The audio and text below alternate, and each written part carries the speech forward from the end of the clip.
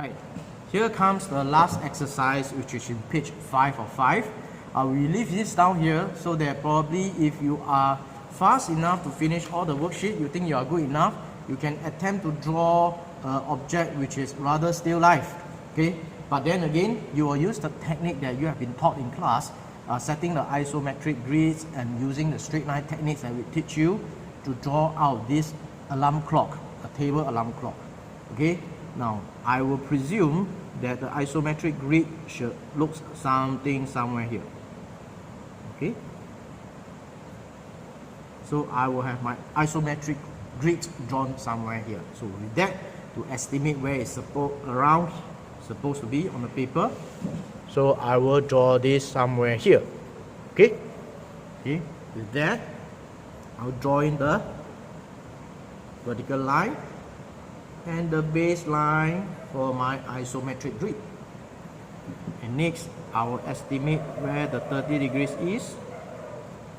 Okay, and also where this 30 degrees is. Okay, now it's easier for me to estimate the side of this alarm clock, so I will take this as the width of the alarm clock, where I want this alarm clock to be, and I'll add in the top to close up the alarm clock. So whatever I'm doing down here is actually I'm creating it. So I haven't drawn the alarm clock yet. I'm just estimating a crate or a box, you would like to call it, that can fit this alarm clock when I draw. So I'm going to extend this line a little bit more, and following this line reference, I'm going to draw the one on the top. Okay, next I am going to sort of estimate the length of this alarm clock should be about this width.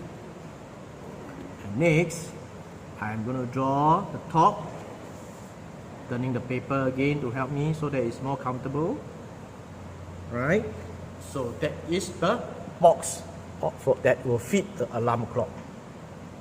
From now on, I'm going to put in the detail. What are the details? I notice that this is curved and there's also another line like a border for the alarm clock. Alright, so I'm going to put this detail at the face of this clock, a face of this box. So I'm going to estimate where the border will be. Okay, I'm going to estimate where the border will be. And then after that, I'm going to put in the curve for the bottle. Okay, I'm going to draw the border now.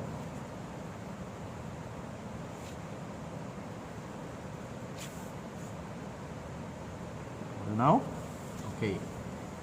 Next, right, I noticed that it is in 3D, so a little bit of here that I can see. So I'm going to put in this and this. Okay, next I'm going to curve the edge.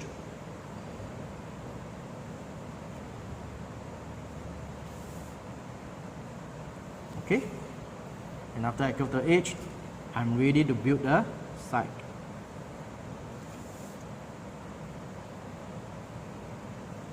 Okay, this curve will follow here.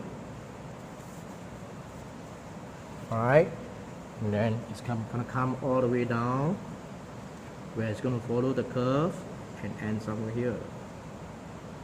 Follow this curve. And somewhere here. Okay, next, the clock has something like a button on top, so I'm going to sketch this button. Alright, and I'm going to estimate where the position of the button is first.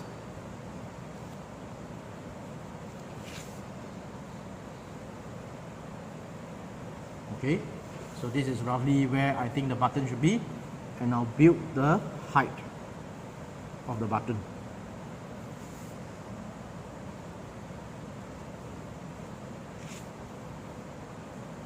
And again, it's a good practice to darken the things that I want to be more obvious, so that it's very, very obvious to people how your button should look like. Okay, and last but not least, I'm going to put in the detail. Okay, where think I'm going to divide this into 2. Okay, so that I can evenly spread the digital number. Okay. Okay, now I'm going to again further divide it into 4, so that when I draw 1, right, it will be roughly here, and I can darken it. Right, then I have a 2.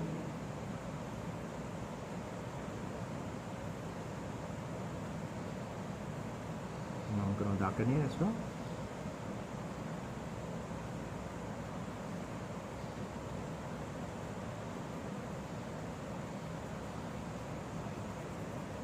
Then I have the dots.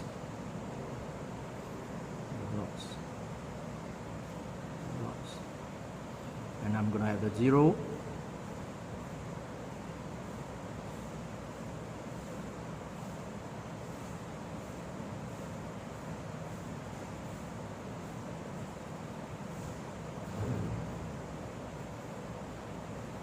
I'm going to have the 4.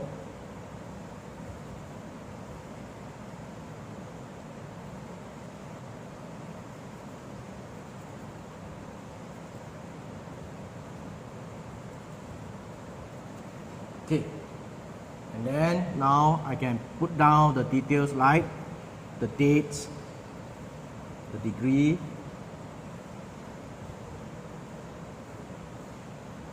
and then the date,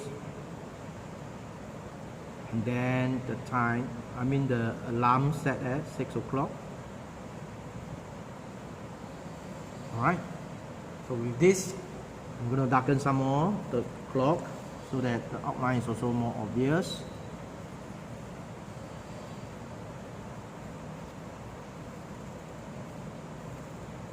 Okay, so this is the version I have of this clock, right? And you are free to attempt. Thank you so much.